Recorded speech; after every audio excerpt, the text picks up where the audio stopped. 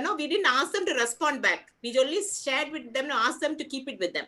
Okay. So, okay. In that case, you can yourself try to answer that questionnaire and see what is your scores. Okay. Now, as I said, even though this is a topic on mindfulness, please understand that the subject is very vast, and we are only going to scratch the surface today. Okay, since I'm a psychologist and I have been practicing psychology for a few years, as psychologists, we always look at only the negative side. Okay, we treat patients with stress, with depression, and with a lot of issues, right? I suddenly got interested into the subject of positive psychology. Positive psychology has been there for a very long time, okay, maybe for 15 years or more. But the research into the topic, the research into positive psychology is not so much as it is with respect to general psychology, wherein you treat mental or psychological disorders or diseases. Okay, and when you look at the question of the subject, what I also did was that when I was doing my research, trying to understand more on mindfulness, I also did a little bit of practice, okay, of these things on myself to see how it is going to be of benefit to me. So I not only researched the subject, I also tried a few things on myself, and then I saw a few improvements over time, and those are the things that I'm going to present to you. Okay, now let me share the screen.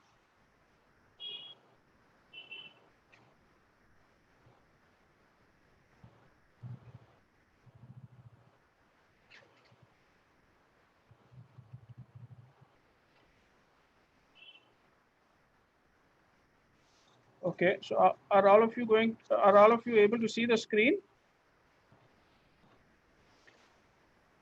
yes, very much. Okay, great. So this is what we are going to look at today. We are going to explore the relationship between neuroscience and what it is to be mindful. We are going to measure mindfulness. We are going to look at what is mindful meditation and also do a few simple exercise. Okay. The relationship between neuroscience and stress, if you look at it, it is been there for quite a large number of years. Okay, so this is very interesting. So if you look at it, we did not evolve ourselves to be happy. Okay, we were all wired for fear, and mostly it is imagined fear. So our brains primarily they were tuned for survival. Okay, so we had the survival instinct much more. So our great grandmothers and grandfathers, they passed on this survival instinct onto us. Okay, so let's call our great grandmother. Let's give her some Indian name. So let's call her Priya. I hope there is no Priya in the audience. So there is. Please don't take any offense. Uh, so Priya had a fight or flight response, right? So she could either use her mind to either fight for when she sees a threat, or she could actually use the flight response to run away. Okay, she could use her hands to develop, to guard, and to kill. Okay, because these are the things that are very important. And mainly, she also had a capacity for thinking. Okay, so as mammals, we have a capacity for thinking. So this is what led us into trouble in the first place. So Priya, you led us into trouble, okay, with your thinking. What happened was that the thoughts lead us to analyze the past, okay, for pleasure and pain, and also look at the future in order to maximize future pleasure and avoid future pain. Okay, and this is what led us to negative biases. So we developed our minds to act as a velcro, okay, for bad experiences. That is, we attract bad experiences because our mind has a very strong negativity bias. And to explain this concept, I'll give you an example. So when people were asked about what they think about Bill Clinton, nobody said that he was, a great president, or at least he was one of the presidents of the United States of America. What they said was that he had an affair, or he some kind of a negative scandal. They even called out the person with whom he had the affair and things like that. So as you can see, we are wired negatively. So if we have fear, then we have worry, which leads us to having negative biases. Okay, and if you can plot it on a bell curve, okay, 80% of what we fear or worry about, okay, never comes through. Correct? And of the 20% of the things that come through, 80% of the people can handle it much better than what they would have thought or imagined about it. So that is why if you looked at the previous slide, I said it is imagined fear or imagined worry. Okay, so it is imagined fear or worry about the future or the past that is the cause of most psychological problems in our life. Okay. Now, if you look at to give a name for what is the worry or the fear that we have for the past and the future, it is basically depression and anxiety. Okay, so in anxiety, what do? We create what if scenarios of the future. Okay, what if I lose my job? What if my bank balance dries out? What will happen to my children if they don't become a doctor or an engineer? Okay, or anxiety. Sorry, this is in anxiety we speak about what if scenarios, or depression you look at what if only. Okay, because it is the past. If only things had happened this way, if only my parents did this to me, or if only my child could have done that. So things like that. Okay, and this is the thinking that dwells in our brain. And we use, and there is a saying that says that we use our brain only 10% of the time, right? You would have heard this saying in so many places. So we use only 10% of our brains. So it is not that we use only 10% of our brains. Okay, we use only 10% of our conscious brains, and we use 90% of our unconscious brains. Okay, so when we are speaking so much about the brain, now let's look into the parts of the brain. So if you look at some of the important parts of the limbic system, as you can see from the diagram, the limbic system has something which is called as the prefrontal cortex. The limbic system has the hippocampus, and the limbic system has the amygdala. Okay. Now, the amygdala is actually responsible for your fight or flight response. Okay. This is what is needed for survival and for you to lead your life. So if you did not have this, then you will not be able to survive, because you will not know when to fight or flight, okay, or to escape from the situation. But importantly, it is also responsible for all the biases and distortions, okay, and it creates also fear and panic. And it increases what is called as cortisol, which is the stress hormone, okay, so which leads to chronic stress. So when you use too much of your amygdala, it results in chronic stress. Okay, now let's look at the hippocampus, which is the other section of the brain. So hippocampus is basically used for memory. Okay, so it is, you create a sort of a neural map which allows memories to be retrieved when they are needed. Okay, so you can understand it as a memory consolidation portion of your brain. So simply put, the hippocampus is used for memory consolidation. So that is what happens, right? So once you go through a route, okay, say for example, from your home, you're going to your office. Okay, so the It is so, the root is so inbuilt into your memory that even if you are thinking of something else, okay, even if you're talking on the phone or doing something else, you still automatically go to the place, right? So and this part of the brain is utilized for that specific purpose. It is also used for learning and forgetting. Okay, we very often forget where we have left our keys, and we also very often forget where we have left our phones, right? So both learning and forgetting is happens due to this part of the brain. Okay, then now that we have looked at the amygdala and the hippocampus, now let's look at the prefrontal cortex.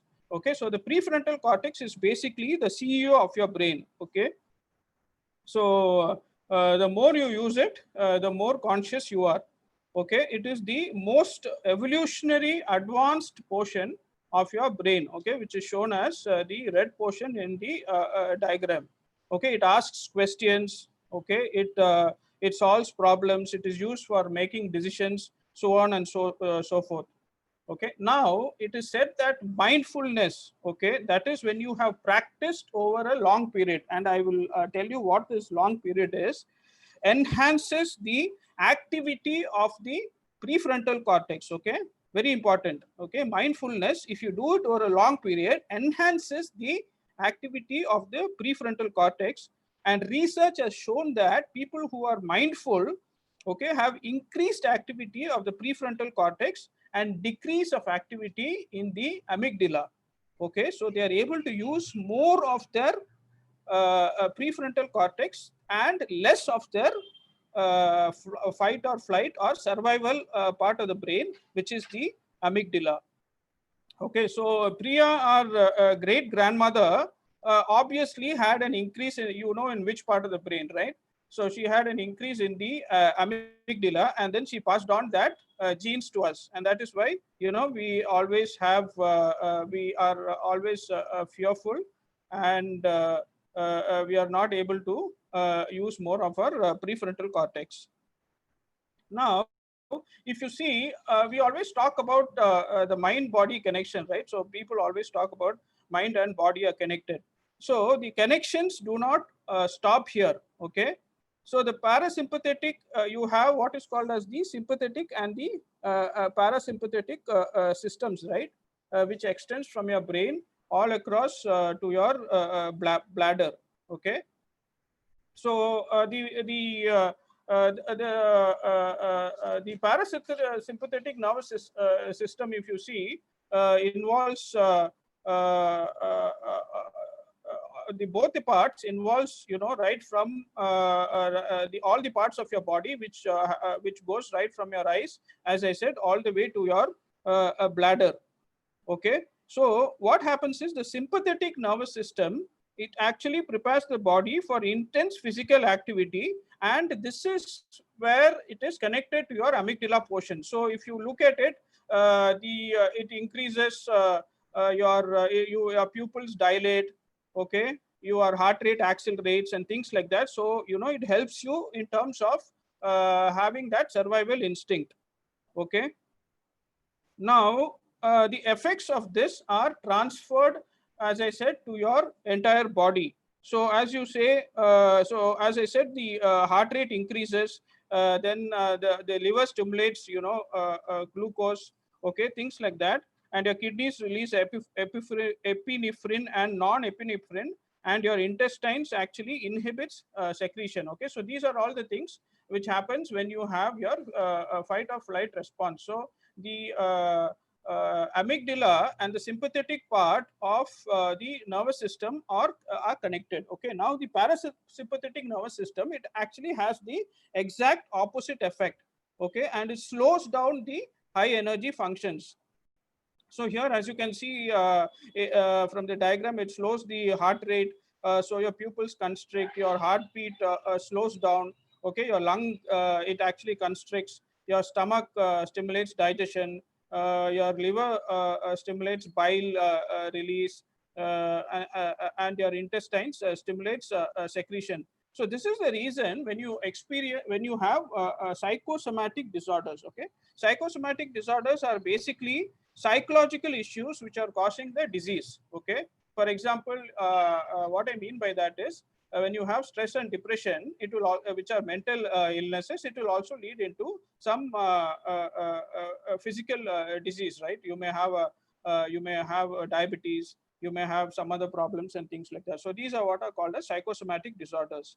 Okay, so because you are okay, when you experience these psychosomatic disorders, both your brain and body are connected. Okay, and that is why you are actually having the disease. Okay, because it is the extension of the mental with the physical.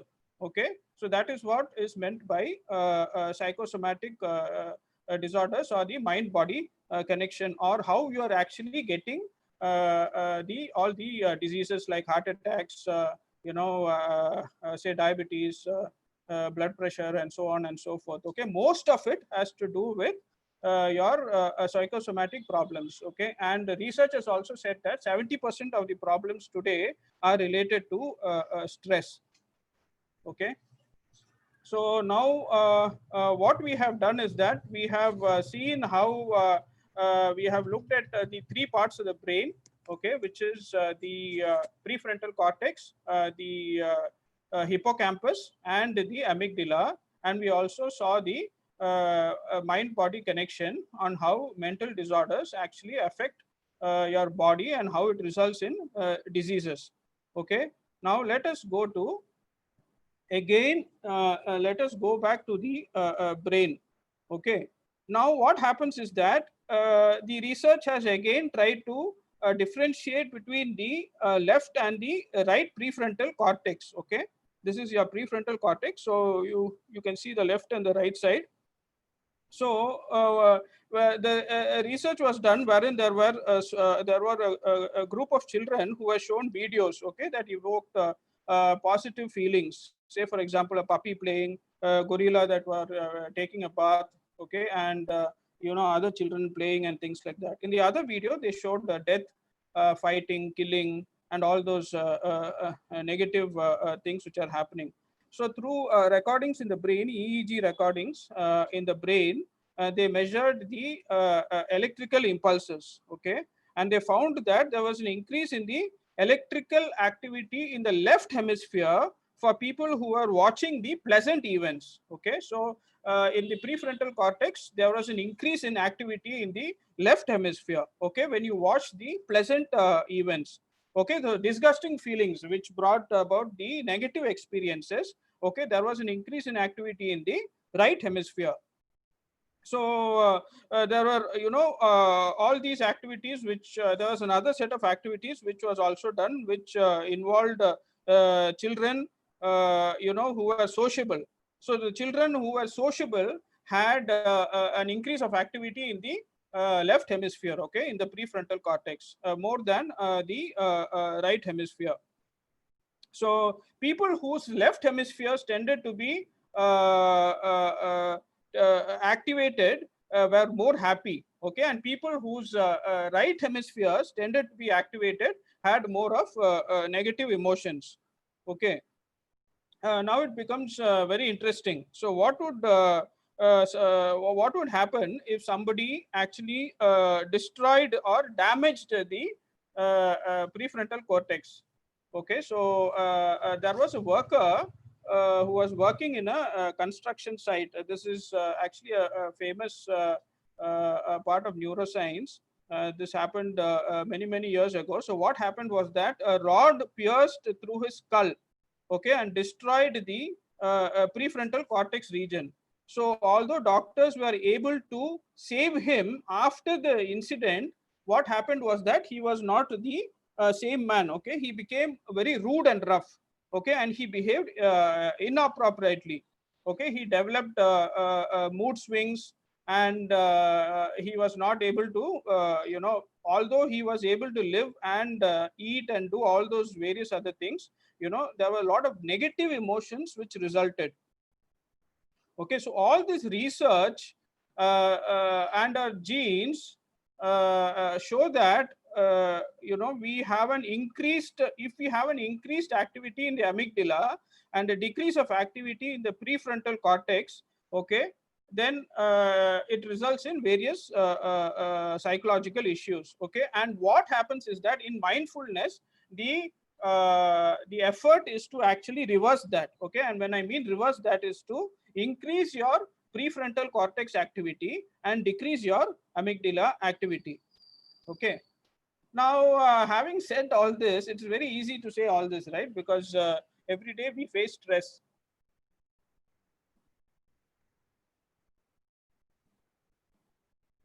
So stress is unavoidable, right?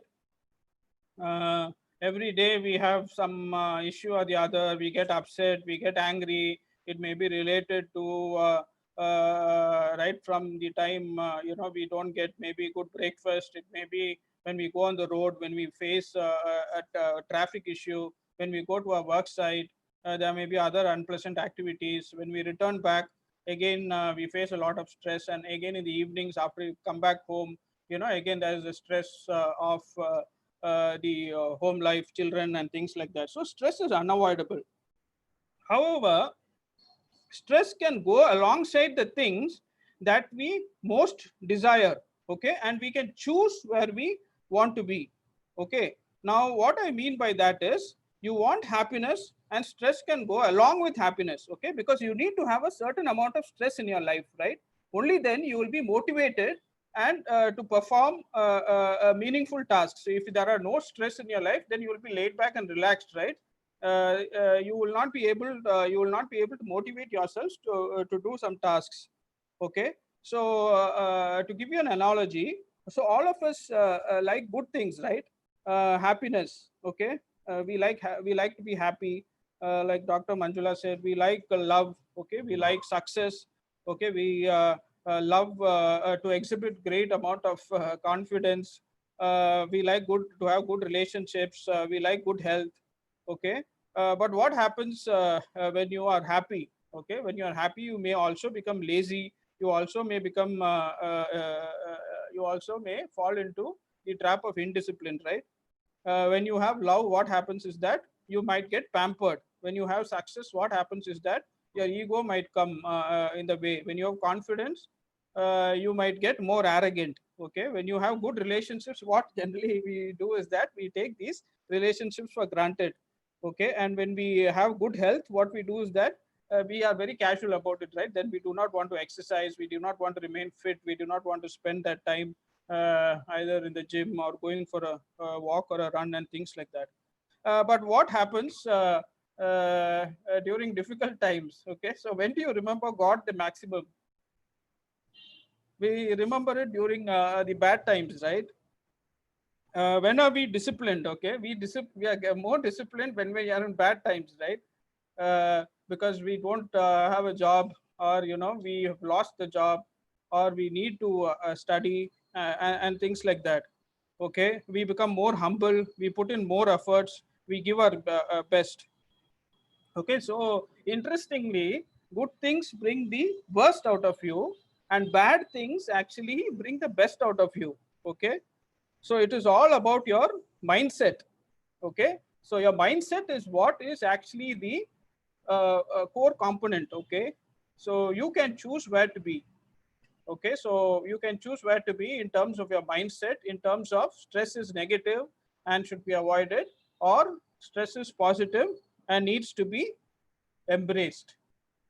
Okay, so having spoke about the a little bit on stress, on the stress mindset, and understanding that we can look at stress positively and give a positive spin to stress. Now let's go on to mindfulness. So when we look at mindfulness, we always talk about the present moment, right? So let us understand all these things, because mindfulness is very vague. Okay, so we will understand it through a precise definition. So if you look at the mindfulness definition, if you can see, these are very, very important words. So I'll explain the meaning of each and every word. it is a particular way of paying attention to one's own experience, which could be also awareness, that is deliberate, sustained, and non-judgmental. Okay, so when we talk about paying attention, I would like to give this analogy of this fish in the water. So there were these two young fish who were swimming in the water, and they were having a good time. So a big fish comes by, and then he sees the small fishes having fun, and then he asks, the big fish asks the small fish, hello boys, how's the water? And the small fish are bemused, and then this guy smiles and goes off. So after some time, one of the small fish asks the other fish, what did he mean by water? Okay, so it is a different way of saying how you need to pay attention to one's own experience. I will, this is also, when I say attention, it means conscious attention, which we will also explore in the coming slides. So very often we are not aware, right? And so that is what I wanted to bring out through this awareness. Okay. Now it also says that that is deliberate and not spontaneous. Okay, so it requires a lot of training. Okay, it is not that you can actually get into a mindful state just like that. Okay, so just like anything which you need to practice and practice, here also it involves a lot of training. Okay, and it is sustained. Okay, so there is I have put here 10,000 hours, right? So you don't have to go up to 10,000 hours, but there is an interesting book by Malcolm Gladwell. I forgot the name of the book, but if you can Google it online, Malcolm Gladwell, and put 10,000 hours, he would have explained to you the 10,000 hours rule. What basically he means to say is that if you need to be perfect in something, then you have to practice a skill for 10,000 hours in order to reach perfection in that particular skill. Okay, and it should be finally non-judgmental. Okay, so you should not judge it. Okay, you should not have the kind of cognitive biases or distortions that we spoke about. Okay, so again I will read it out, the mindfulness definition. So mindfulness is a particular way of paying attention, okay, to one's own experience that is deliberate, sustained, and non-judgmental. Okay. Now, what also happens is that if you look at it, mindfulness is also, as I said, enhanced attention, right? It is what everyone refers to as the present moment. So what you are doing currently, how you are feeling, where you are paying your attention currently. So are you actually listening to my lecture, or are you doing something else? When you're eating, are you eating? How many times after we have taken a shower, we sometimes forget whether we have washed a certain part of the body, and things like that. Or sometimes we even after we have brushed our teeth, we sometimes even forget whether we have brushed our teeth or not, and things like that. Okay, because why we are not able to remember all these simple things is because our mind is always traveling, right? Our mind is always thinking. Okay, it is never in the present moment. You are not paying attention to what you're doing in the present moment. So it also happens when you are attending to the chore of doing the dishes, right? So that is why when you're doing the dishes, you always find it very difficult, because you're not paying attention to it, so you're not enjoying it. Yeah, somebody raised their hand, Karthi, Karthi, Karthiyani, right? Sorry, I'm not able to pronounce that correctly. So It's okay. You can go ahead. If there is something, they'll put it in the chat. okay, so please put it in the chat. We can address it, towards the end of the session. Okay, and if you really need to stop me, please ask it through the moderator, and then I will be happy to stop and then answer your question then and there. Okay, so this is what happens. So And again, a very interesting thing, which is, what happens is that when we grow older, our brain thins out, okay, due to age-related cortical decline, okay. And what research has also found is that mindfulness can actually help grow your brain, okay. So that is a phenomenon which is known as neuroplasticity, okay. So even when you grow older, you can really become you can actually enlarge your brains, okay. And there have been various studies on this topic of neuroplasticity, and it has been shown that mindfulness actually enhances neuroplasticity. Okay, so now we have seen the definition of mindfulness. We know a little bit of mindfulness. So I will again read out the definition to you. We will be covering up parts of it again in the future slides, as I said.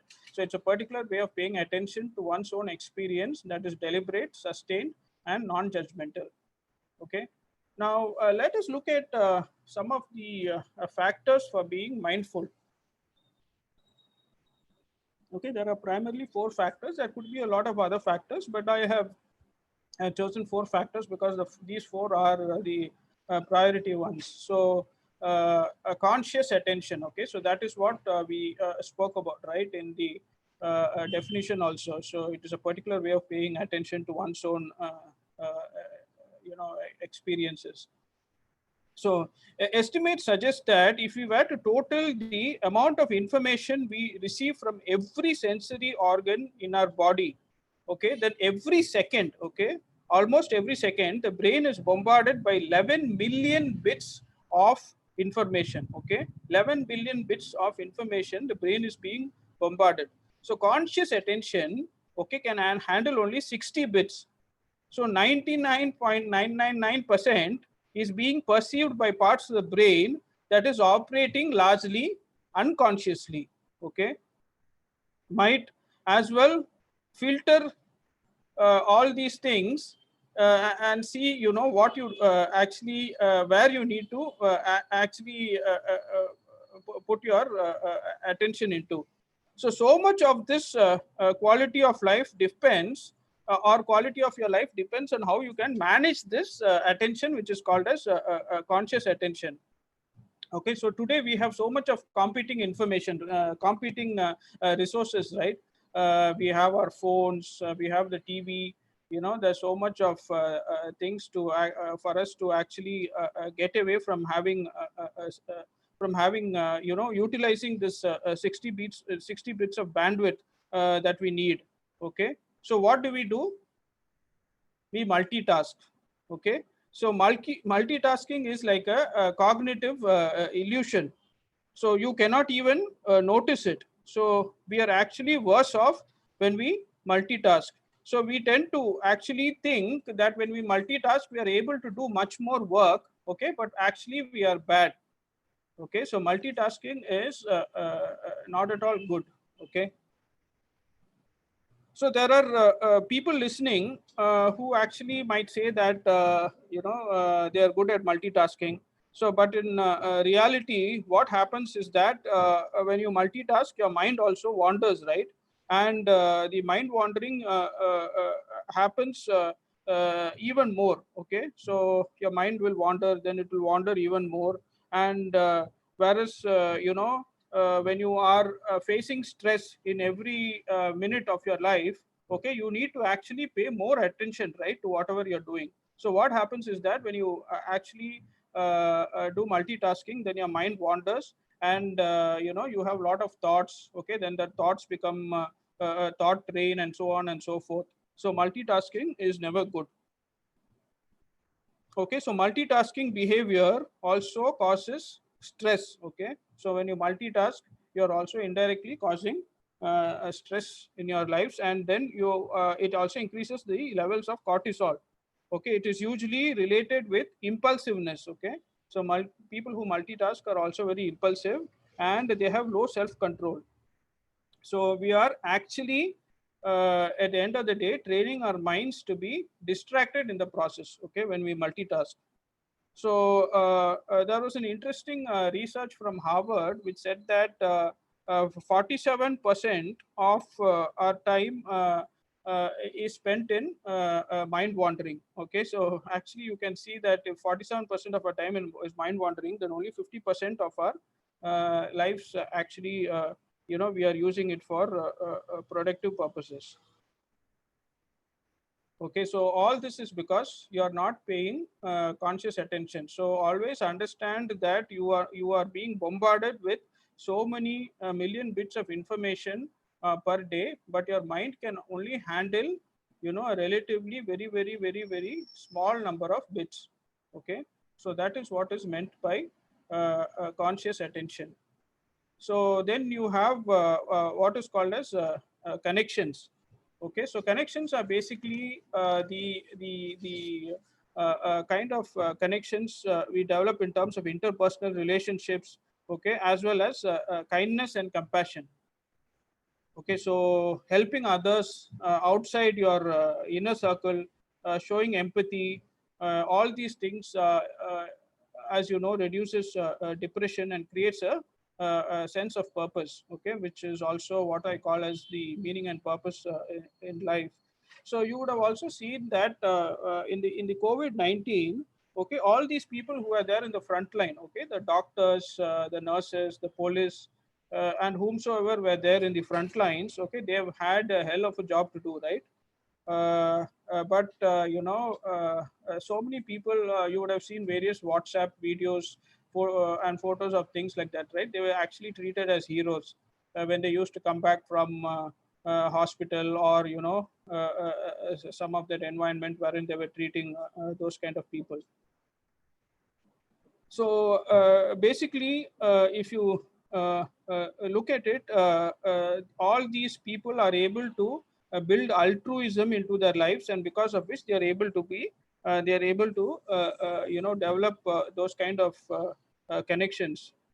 Okay, and developing good connections now outside of your family and friends. Okay, and doing something, okay, for which you don't expect anything in return. Okay, so it has been proved by scientific studies and experience that it really helps you in terms of being mindful.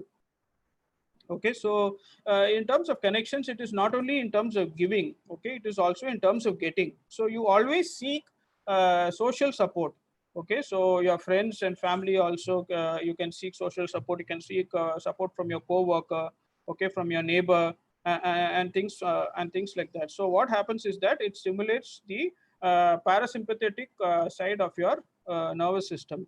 Okay, so if you don't actually develop these connections and you stay isolated. Okay, research has found that it is equivalent to smoking 15 cigarettes a day. Okay, so people say that in terms of exercise, sitting is the new smoking, right? In terms of developing connections, if you are isolating yourself, it is like smoking 15 cigarettes a day.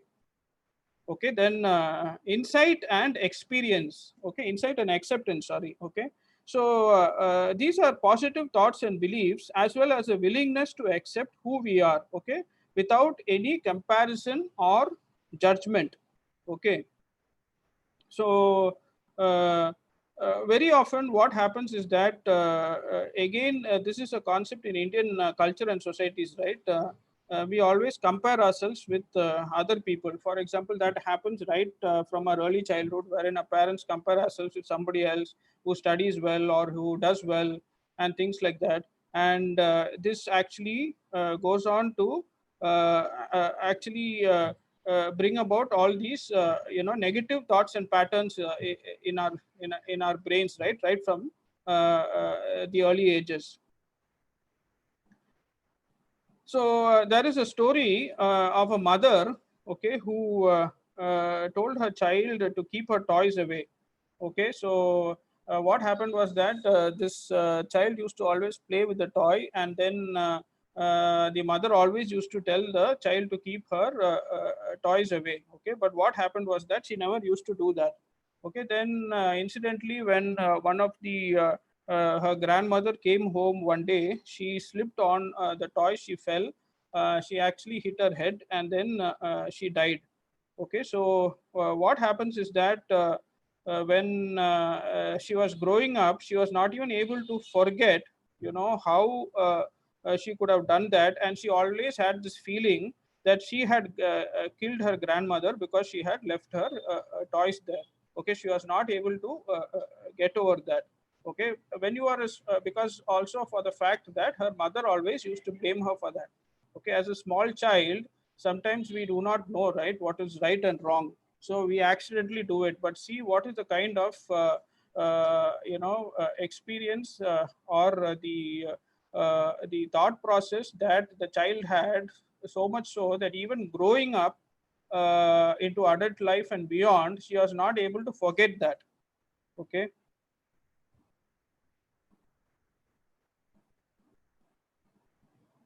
so this is basically about insight and acceptance, and the last is about meaning and purpose in our lives.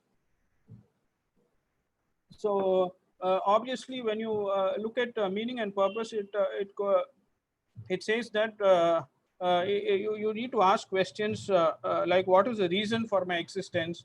Okay, what will people remember me when I'm dead, and things like that. Say for example, Dr. Abdul Kalam. Okay, so the way he lived his life, okay, there was a meaning and purpose in his life, right? So when he died, he left behind a huge there was a huge loss, right? Everybody mourned his death. He also created a lot of purpose in his life, and things like that. So this is what are the four factors that helps you in terms of being mindful. Okay, so one is conscious attention, wherein I indicated that you need to stop the mind wandering process. The second is in terms of building connections, wherein you try to help somebody outside of your inner circle. Plus, you also develop a strong bond with your family as well as your co-workers and other people you come across in your life. Insight and acceptance. Okay, you try to accept things for what they are. Okay, and don't carry that baggage for the rest of your life, and then have a purpose and meaning in your life. So if you are able to do this, then you will also automatically be mindful. Okay, so now that we have seen the definition of mindfulness, we have also seen what it is to being mindful. Okay, let us see now the how do we measure mindfulness. Okay, so measuring mindfulness, what happened was that after a lot of research, there was a scale developed, which is a self-report inventory. So I have also shared that scale to Dr. Manjula, so all of you can actually do the self-report inventory yourself. So it is called the mindfulness attention awareness scale. Okay, so the scale has been validated among college students, among adults, and among old people, and it has also been translated into many different languages. So those who have scored high in mindfulness, they tend to have higher levels of pleasantness. They experience higher self-esteem, optimism, and so on and so forth. Okay, all the positive emotions. And those who have scored low on the mindfulness scale, they have shown levels of anxiety, depression, and all the unpleasant emotions. Okay, so the average scores for students in the research was around 3.85. Generally, adults score between 2.5 and 4. Okay. Now, meditators who are called as Zen meditators, they scored an average of 4.38. Okay, so when you do this scale, do it very carefully, because if you have a high score, then it means that you have not scored it properly. Okay, because when I speak about Zen meditators, it means people who have done sustained meditation over a long period of time, which means to say that they have done it over 10,000 hours. Okay, so they have got a score of 4.38. So this is how you can actually create a baseline for mindfulness, and then see how you can improve your scores over time by being mindful. Okay, now having understood what is mindfulness in terms of the definition, in terms of the factors that go into being mindful, the four factors, as well as measuring mindfulness. Let us look at the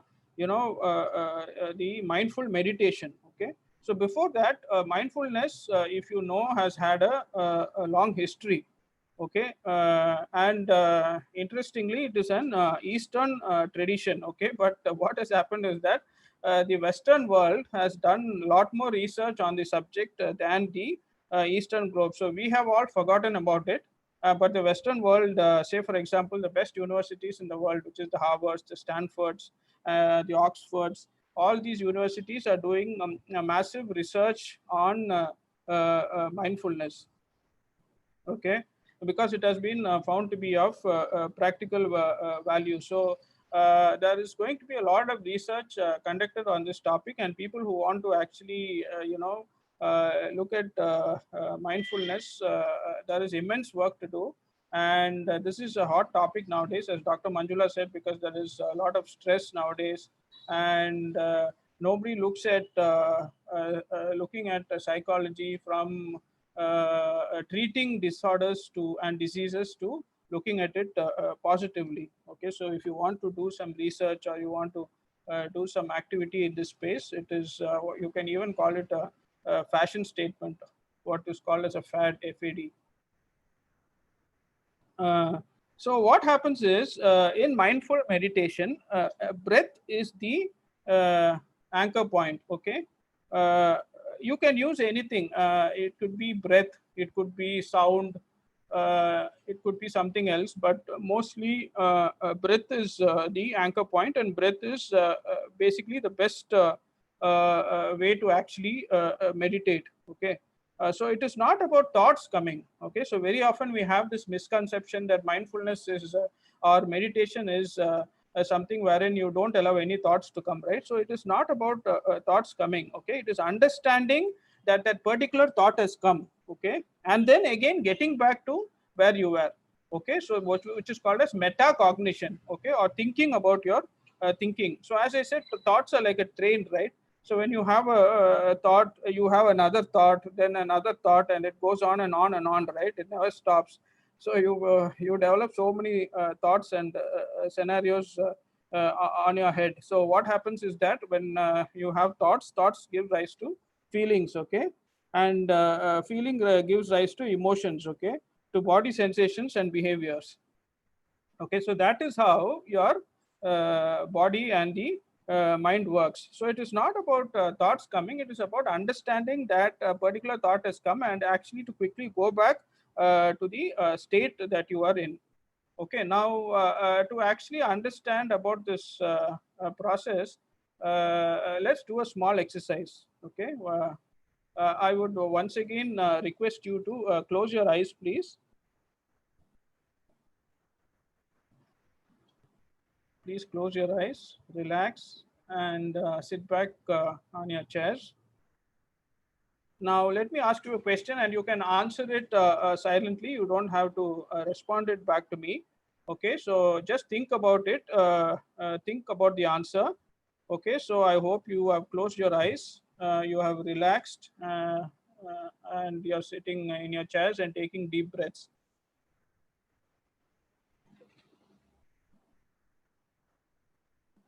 So just answer this question.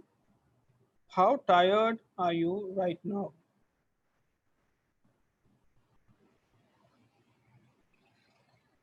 Okay, you can answer this question silently.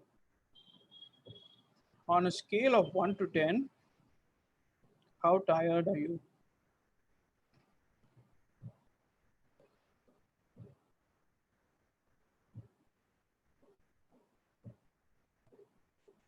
Or on a scale of 1 to 10, I will put it in the present uh, tense, so that I will ask it as I.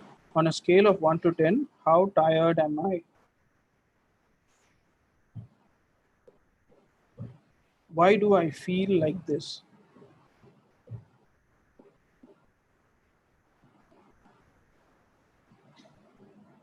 Why do I feel always tired?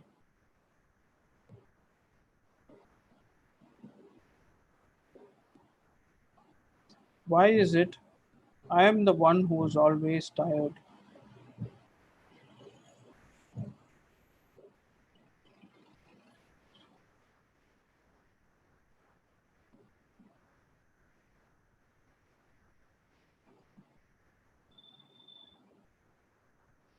I wish I, uh, I was not feeling so tired.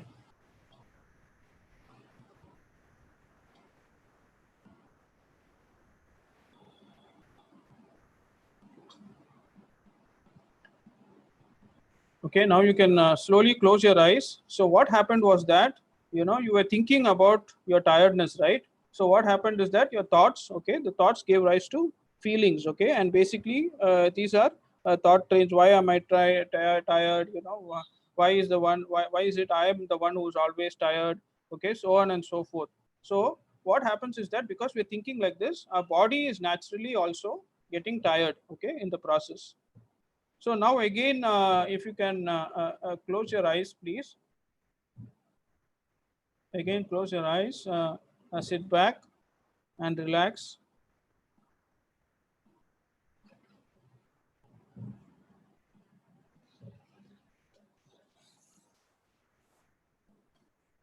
So now take a deep breath, breathe in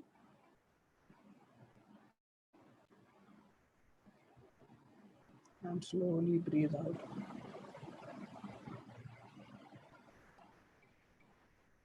Do not open your eyes, close your eyes, breathe in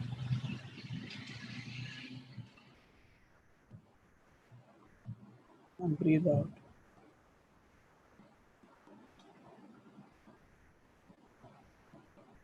Notice the physical sensations in your body. Notice any physical sensations in your body.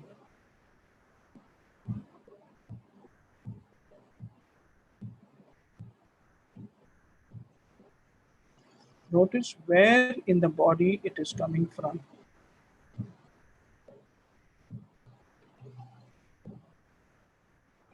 Notice physical sensations in your body,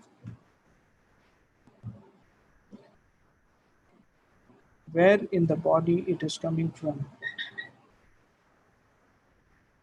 which part of your body. See if it is possible to notice them without any judgment. See if it is possible to notice the sensations without any judgment.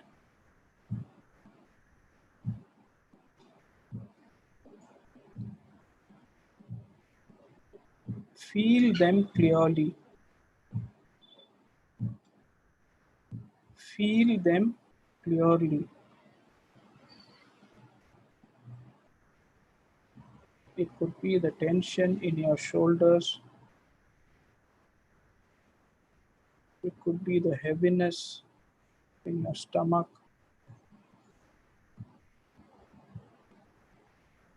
It could be some other part where you're feeling tight. Feel any sensation in your body and feel them clearly.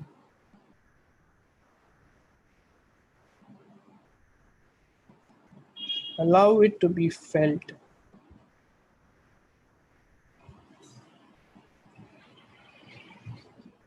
Allow it to be felt.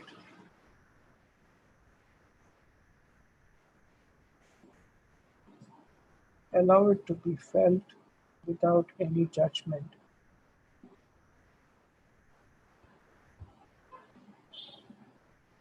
And sense a friendliness towards your body as best as you can.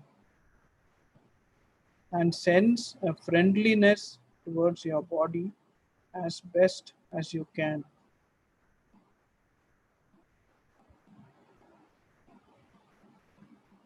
If you want, you can also smile.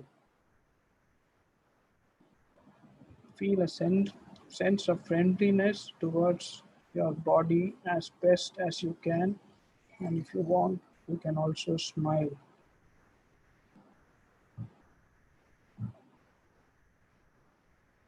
Now you can slowly open your eyes and get into conscious attention. See, now what did I actually do? Okay, so you would have felt a little bit more relaxed, right, than the earlier process. So by focusing on your body rather than on your thoughts, okay, and bringing curiosity and bringing friendly, and having a friendly approach towards your body makes you more relaxed. Okay, instead of I don't want this, I don't like this. Okay, pushing away. What we resist often persist. Okay, so it is when you focus on your body, when you focus on the awareness, when you focus on the sensations, okay, rather than on your thoughts, you are able to relax better. Okay, and that is why mindfulness results in attention. It results in having good emotions as well as self-awareness.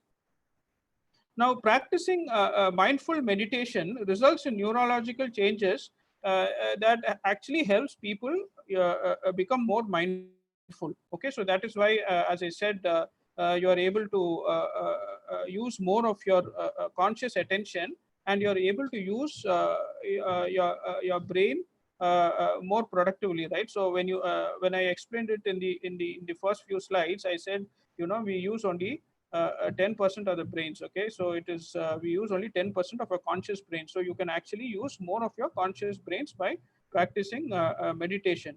So when you cultivate the mindful moments in the form of meditation, you could actually generalize this into trait mindfulness. Okay, so basically you can generalize this into your daily life. Okay, as I said, it is experiential. It will take many years of practice. Okay, when you have the ability to do meditation, please go ahead and do it. And as I told you, breath is your anchor point. So take deep breaths and breathe out, and focus on the sensations in your body. Okay, so be non-judgmental about anything, and only become aware of your surroundings and of your body. Okay, so once you when you're doing that, it is going to be difficult because thoughts will come and go. But when you have thoughts, okay, only try to make sure that you come out of that thought process very fast, because it does not become a thought brain and thought train, and then you again go back into your mindful meditation state. Okay, so this is what you need to do in terms of mindful meditation. Now let us do another exercise in terms of cultivating mindful meditation, what I call as loving kindness meditation. Okay, so again, the as I said, the process of meditation is basically about connections. It is also basically about developing insight and acceptance. It is about using. It is about your conscious attention, as well as creating a sense of meaning and purpose, right? So when you do loving kindness meditation, also it involves all these things. Okay, now if you can actually once again close your eyes, please. So these are all simple exercises to do in your daily lives, and I have been actually doing this for the last 6 or 7 months, and basically I can see a kind of a transformation. Actually, I did this as an experiment just to see what the effects have been, both on my body and mind. And I can see that the way my day goes by, the way I'm able to respond to people, the way my gut reactions are, the way I'm able to deal with the situation. Okay, my communication, all that has actually improved. It may not have been a phenomenal improvement, because as I said, I've just been doing it, but I generally feel happy about myself, and that is what all of us need to be in, right? The happiness state. So this is what I have felt. So you can also see the other effects. Okay, so it helps you in your decision making. Okay, sometimes something which you propose, you might yourself be surprised. Oh, okay, I was able to think like that so fast. So all these things, all these small things have happened in my life. And as you know, that small drops of ocean, sorry, small drops of water make a tiny ocean, right? So I feel that the more and more I do this in a sustained basis, and the more I'm able to practice and practice, the benefits are going to be much more. So what I'm talking is not only what is written in the journals, or what is there in YouTube or Google or things like that. I have practiced it, and based on my practice, I am also able to convey some of the positive messages that I have been feeling. Okay. So as I said, if you can kindly close your eyes once again, so that we can do this other exercise. Please close your eyes.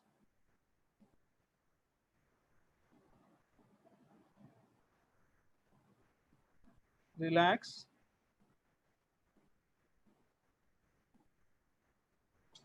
and take a few deep breaths. Relax your entire body, relax your muscles. Breathe in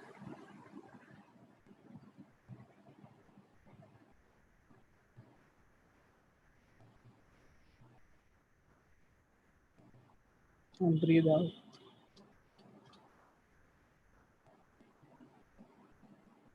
Breathe in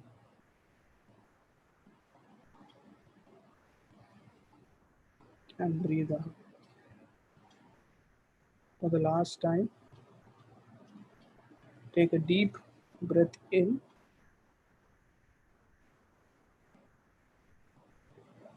and breathe out. Do not open your eyes till I tell you to. Imagine yourself experiencing complete physical and emotional wellness.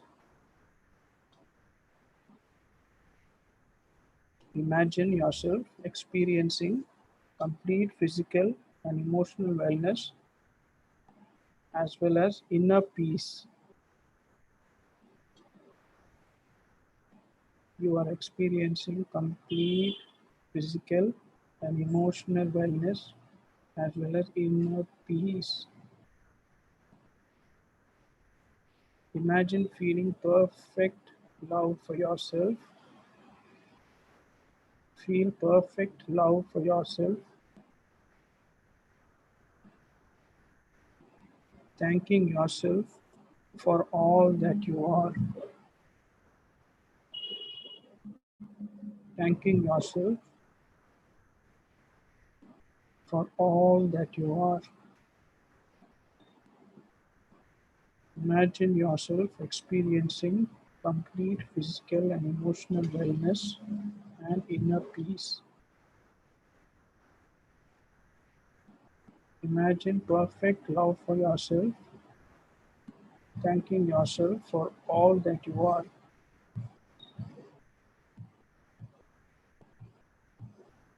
Focus on this feeling of inner peace and imagine you're breathing out tension and breathing in feelings of love. When you breathe, breathe in love,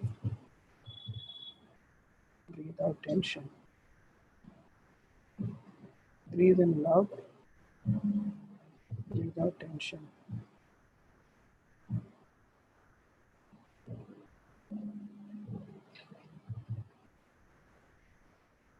Have a smile on your face when you're breathing in and breathing out.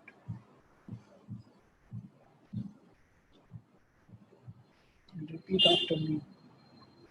Repeat after me the following sentences. May I be happy.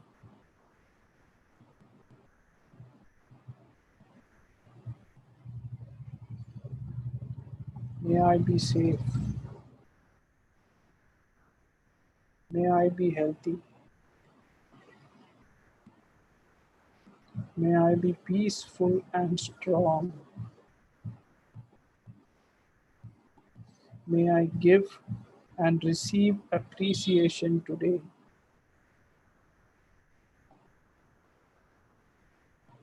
May I do my best today.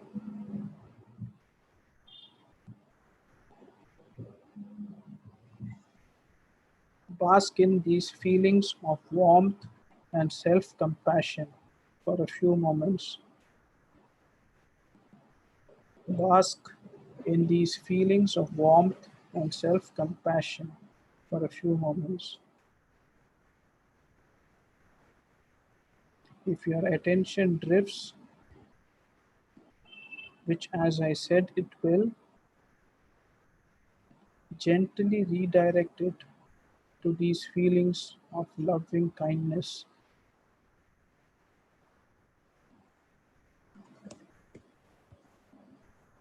Let these feelings envelop you.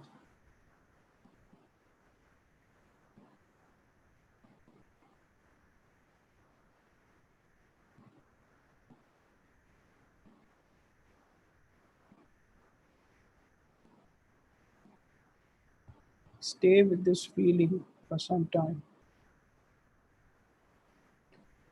May I be happy. May I be safe. May I be healthy. May I be peaceful and strong. May I give and receive appreciation today.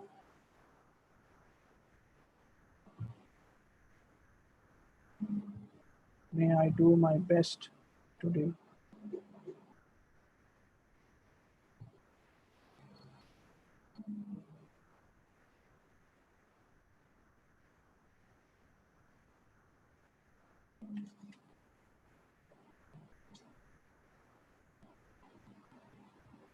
When you feel that you're completely relaxed and you feel that you have enjoyed the moment, you can open your eyes.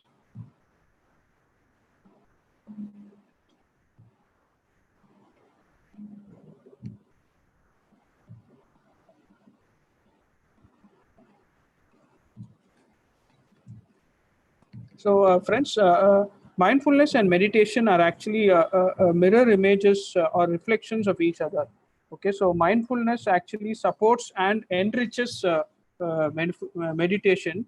Okay, while meditation nurtures and expands mindfulness. Okay, so mindful meditation is what we have been doing. Okay, so what you can do is that people, as I said, who are Zen meditators, they stay in this feeling. They're able to stay in this feeling for quite a long portion of time. Okay, whereas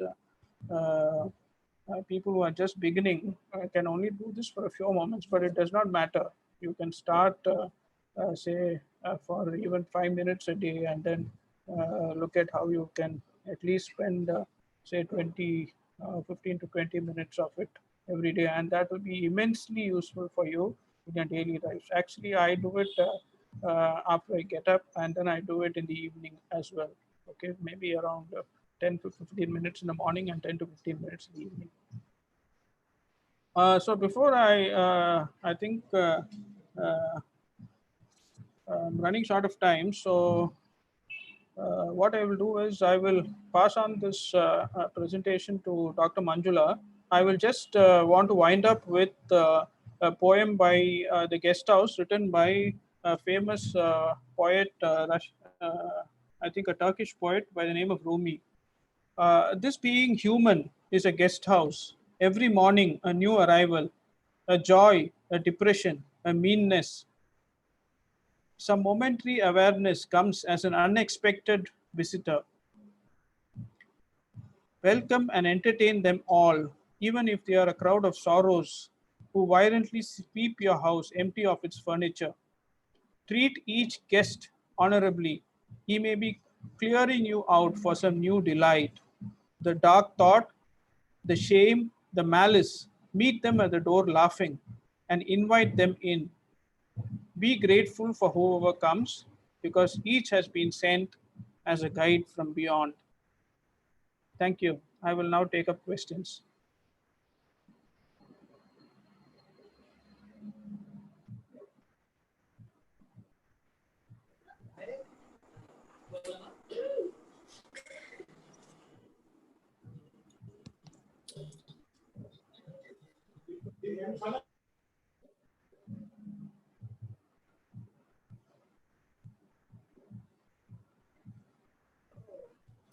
Thank you, Ranjit, for that excellent.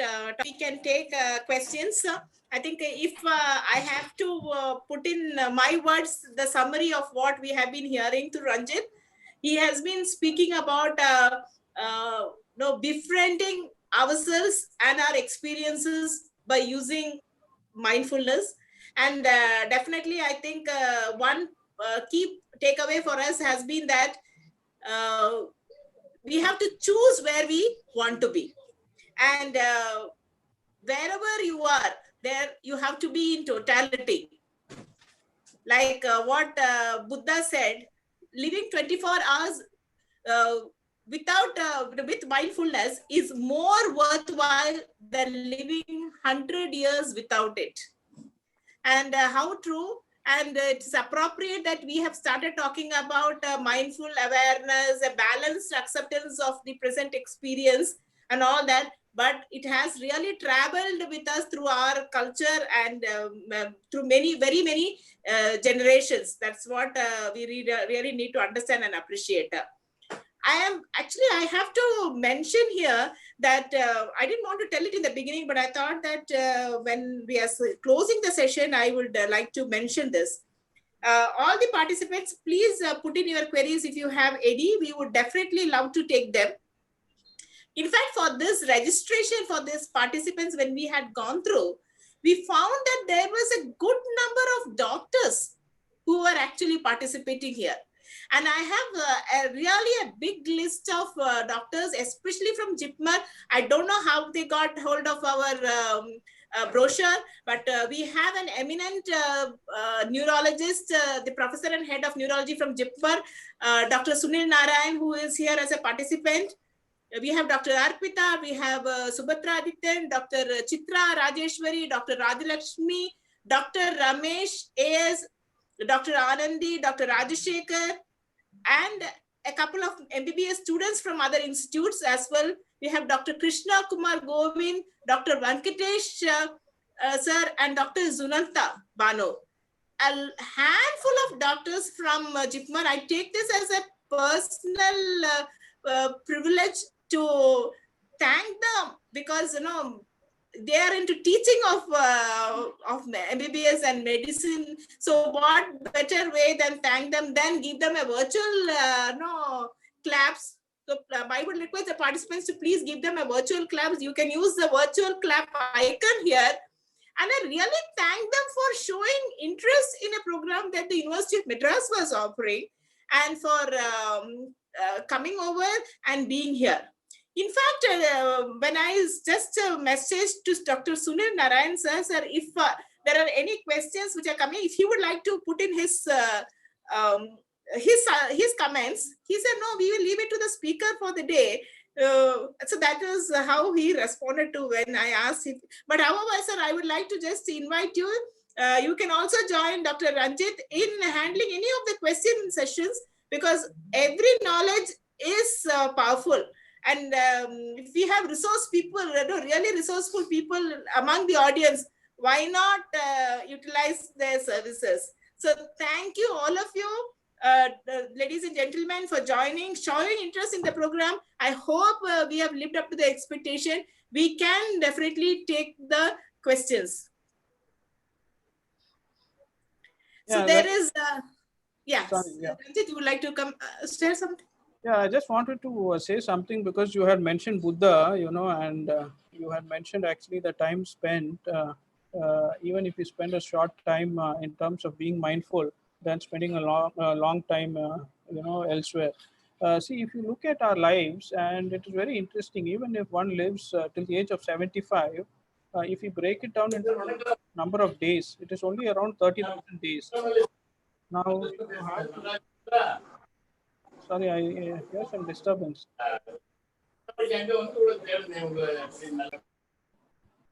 Yeah, so if I may continue, it is only about 30,000 days. So this is all that we are looking at. Okay, so our lives will go on very fast, and we can actually slow it down, enjoy it, and be more happy if we are mindful. Yeah.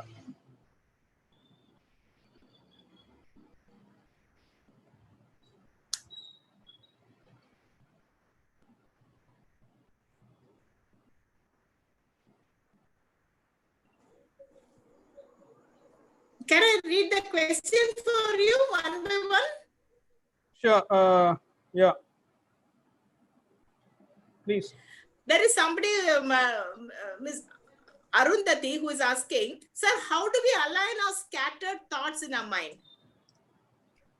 Okay, I'm not able to understand the question, but you know, see what happens is basically. Scattered thoughts, how to align them? See, it is not about you know. See, when you first of all have thoughts, yes, you go. You know, you it is scattered all over the place because it is not on one particular subject. Okay, so the whole purpose of mindfulness, as I said, is to have conscious attention. Okay, so if you want to actually even reduce the scattered thought process, okay, you can do it through mindful meditation. So I hope I've answered your question. Uh, there is somebody who's asking, morning hours we are brisk, evening hours we feel exhausted. So how do we cope with this? Okay, now what happens is that when you've had a long period of rest, so when you wake up, usually your morning hours, you are much more brisker than you are in evening. But it is all, as I said, it is all a state of mind. Okay, so it is all your mindset. So you can actually remain to be fresh during any part of the day. It is not necessarily that only in the morning you have to be like this, or in the evening you have to be the other way around. Okay, so if your mind is behaving in a certain way, then naturally your body also will behave in that way, right? Because of the mind body connection. So it is just a state of your mind. Okay, so as I said, with respect to stress, you can choose whether you want to remain brisk only in the morning, or you can also do that in the evening. So choose where you want to be, choose what you want to do. There is a question from Swarup Jyoti Nayak, who is asking, sir, can we get rid of palpitation tendency by doing these exercises?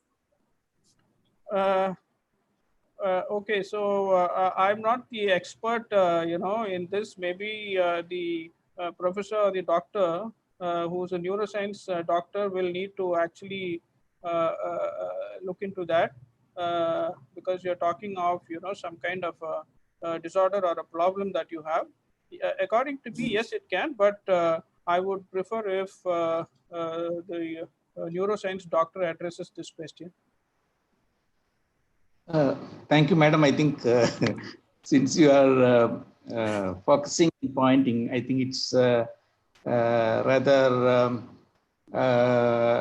impolite to shy away from that question. So let me try to give some reply. Palpitation by definition is an excessive awareness of one's own heartbeat.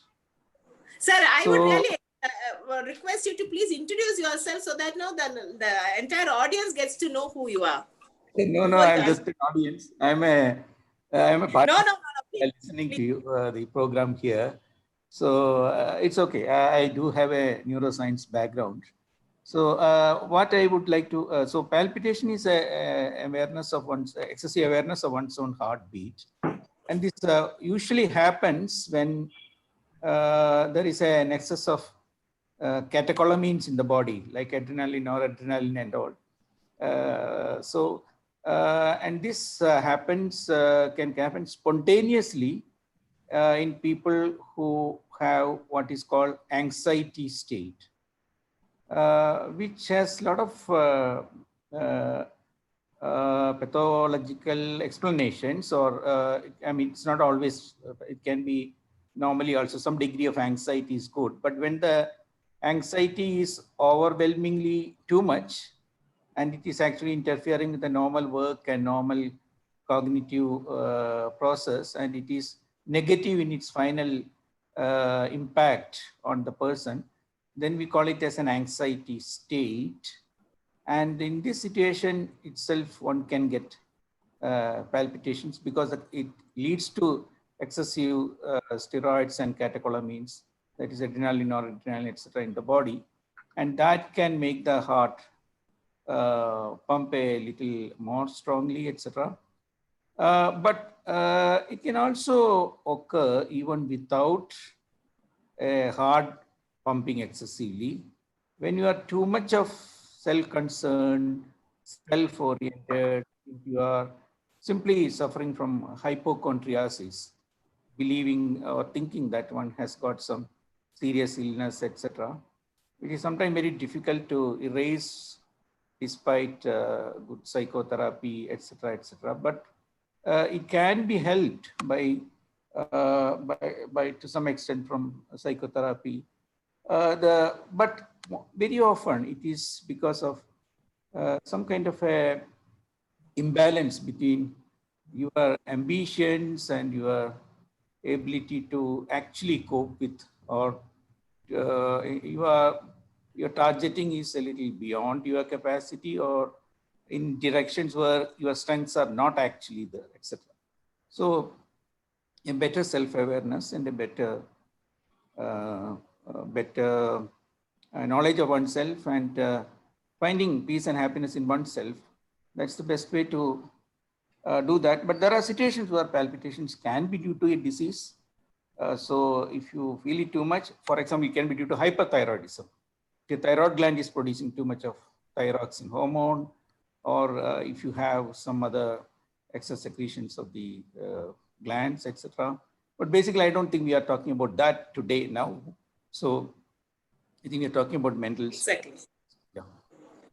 So yeah, I think so. We already had this. Once we are able to control our, understand more about ourselves, and to set realistic goals, and be mindful of, as we are discussing today, on we are doing at the moment, focus on it, then I think you can get rid of a lot of your anxiety. Thank you so much, sir. I really appreciate that you chose to take that question, and really you have done a lot of justice in explaining from the point of view of a practicing doctor. Thank you so much. I really am thankful to you, both as an organizer as well as a participant. You're welcome. It's a pleasure. Thank you. There is in the same genre we have somebody by name Veera who has commented, and I think already sir has explained that. He says we can't avoid thoughts. Attempting to stop a thought is also a thought itself. So all we have to do is to watch them as they come and go, and it's all about how aware we are, our awareness of thoughts. However, we can align our thoughts with concentrating on our desires. That's exactly what sir was saying. So that we can avoid unnecessary thoughts. Desires are the basis from which these thoughts generate. And I think sir also very beautifully explained that when you have these too much of desires which cannot be fulfilled, then that itself will really get you to certain kind of problems which you will not be able to handle. And that's actually related to the mind. Yeah, the next question I can take from, can I go and take the next question? Yeah, this is what is also called as metacognition, or thinking about your thinking. Exactly.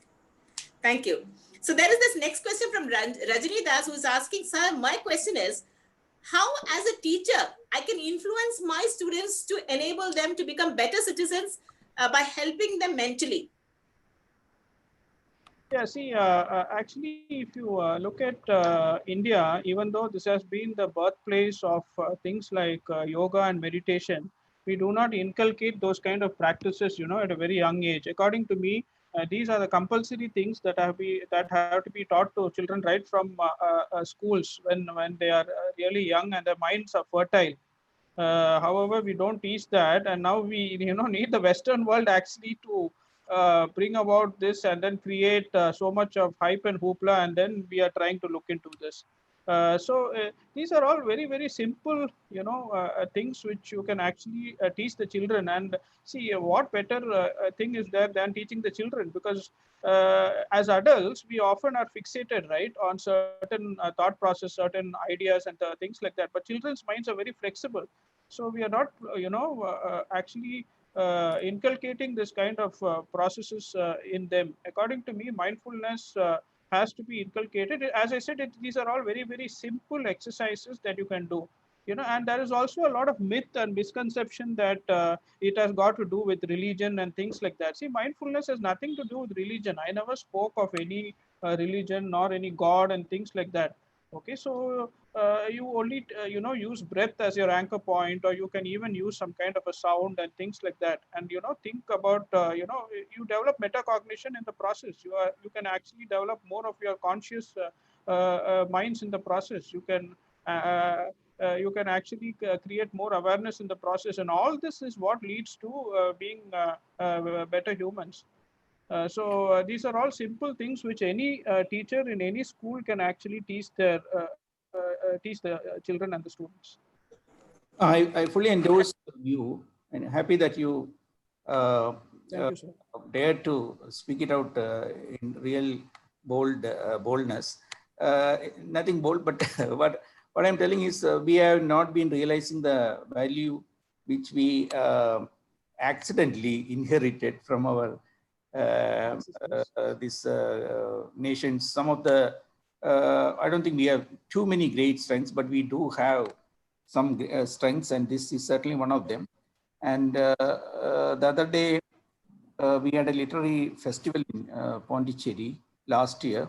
So we are discussing about this thing. One, we were talking about the problems in India and the way the newer young generations are getting split away from our spiritual strengths. They were telling that we are feeling extremely sad to hear that a foreigner stood up and said, the entire world is worried about the direction in which the humanity is moving, and we are actually looking towards countries like India and China to lead that spiritual leadership for the entire world, where despite all the other scientific progress and all, human beings are certainly no more happier than before. And in fact, there are reasons to worry that we could be going the other way around. So the entire world is very seriously looking at India, looking towards India and China to actually take that spiritual leadership. So things like learning, teaching, things like meditation, which certainly gives a lot of ability to increase the ability of children to concentrate and to memorize better and to feel more peace in their own minds, and also to help their colleagues and be nice to everybody and to receive anything from everybody. These are important areas, important assets, which can certainly be groomed by actually including things like meditation in the as a part of our children's learning experience in childhood. Yeah, thank you, sir. If I may add on just one other point, as you rightly put it, it increases also the learning ability of children, as you rightly said, because children are more able to consciously pay attention. It increases the prefrontal cortex activity, reduces the amygdala activity, and thereby it can also, as you rightly said, increase our, the thought processes, as well as make the children more attentive, and thereby they are also able to perform well. I think no, as you said, both of you know better, but whatever little I can throw light on it, I think I also endorse your view that with whatever little I have read and understood, especially because I am interested in the memory part of learning. So how do you have better memory? They say that mindfulness certainly increases the retention and memory. So there is a positive correlation between practicing mindfulness. Mindfulness can be even your awareness of your eating. how you are chewing and eating. It can be you are enjoying a particular picture. So it need not necessarily be high funda. It can be from simple tasks that we are doing. Even the awareness of our own breathing pattern is all part of practicing mindfulness. It need not be high-fi meditation, if I am correct. Yeah, you are very correct, Dr. Banjula, and that's a very important point, because as you see, coming from a neuroscience aspect as well, if you are able to develop a strong relationship with the prefrontal cortex and the hippocampus is used for memory consolidation, and you are able to, develop this strong relationship between these two, then automatically, your memory power and all these things as well improves, and it goes into long-term memory. So once it gets into long-term memory, then you don't even have to, think about how you need to breathe properly. Today, we have to put so much of effort, even in terms of, breathing properly. We do not even know. For example, I'm ashamed to say this, but many people do not even know that when you breathe in, you have to actually, take your stomach inwards, and when you breathe out, you have to actually pull your stomach outwards. So simple. But that's exactly how children, when you are infants, you breathe. We forget it as we grow. Correct. Thank you so much. I think the feedback link has been posted in the chat box. I really thank all of you who have participated. Any quick 2 feedbacks for the participants, please unmute yourselves, and we would really love to, and we would appreciate to hear the feedback from you. 2 participants, if you could please.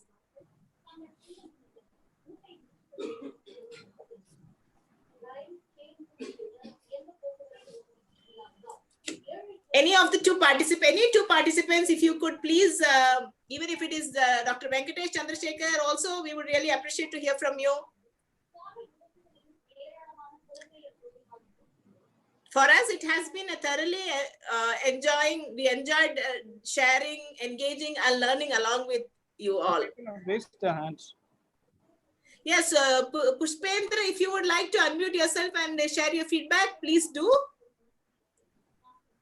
Praveen, should the participants be unmuted if somebody who is raising the hand, or they can do it themselves? They have to unmute, ma'am. I've given the permission, they have to unmute. I can unmute. If you raise your hands, I will unmute you. You can unmute yourself, I think. Yeah. Pushpendu Mukhopadhyay. Please go ahead, sir.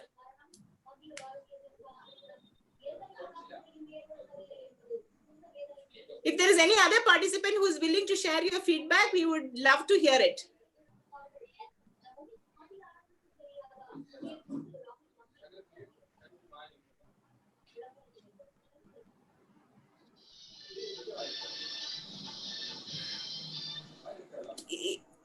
I think there are 2 people who have raised your hands. Lalita, ma'am, please, you can unmute yourself and speak. Yeah, ma'am. Good evening, ma'am. Good evening. Very excellent session that's been organized. Nice psychological inputs and all mind-blowing inputs, really. Need of the hour. Thank you so much. I'm glad to see you here.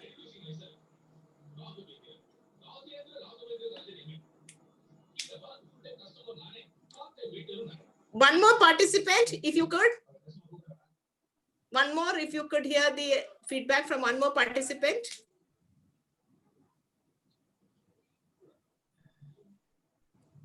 Madam, I just want to place on record. Yes. Thanks for the University of Madras taking this initiative to arrange a program like this at a time when the humanity, to some extent, they started questioning their own long-term existence. People are generally anxious. People are worried. People are finding a little bit directionless, and so it's the right time to actually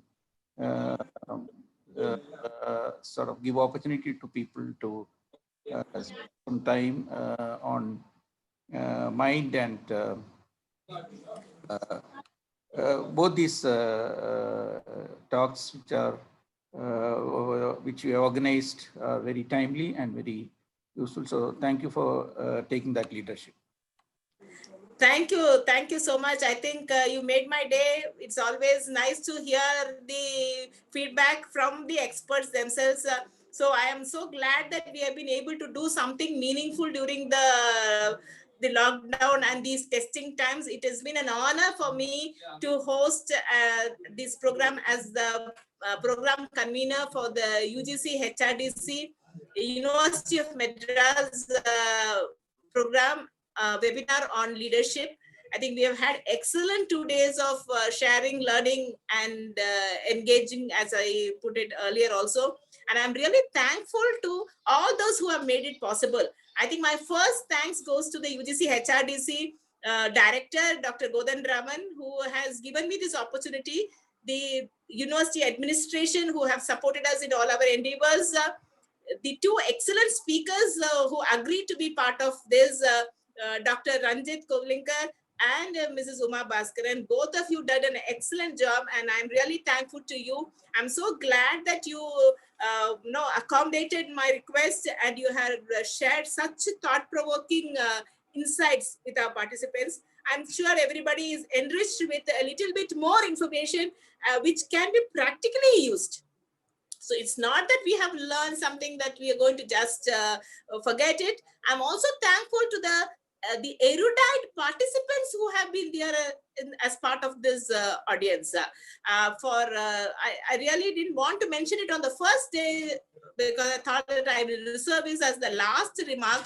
As I told you, we've had more than 15 doctors who are practicing and who are professors in various fields like from anatomy to neuroscience to neurosurgery to pediatrics, you name it, and they were part of this audience. I don't know how they got the invite, but I'm so glad that they were willing to be part of it, and all the other participants who have been so interactive. And it is actually the spirit and the engagement that they show which gives us that extra motivation to go ahead and try something better every time. I'm really appreciative of the people who chose to give their feedbacks. Thank you so much. Please do take the feedback form which is shared. I'm also thankful to those who actually went in for the live streaming on the YouTube. This would be available on the YouTube for the others to view it also. And I think that will be a little bit a part of ours to give back to the people who are looking for inputs in this area. Once again, I would like to thank Mr. Praveen, who has been helping me with the technical aspects. Thank you, Mr. Praveen.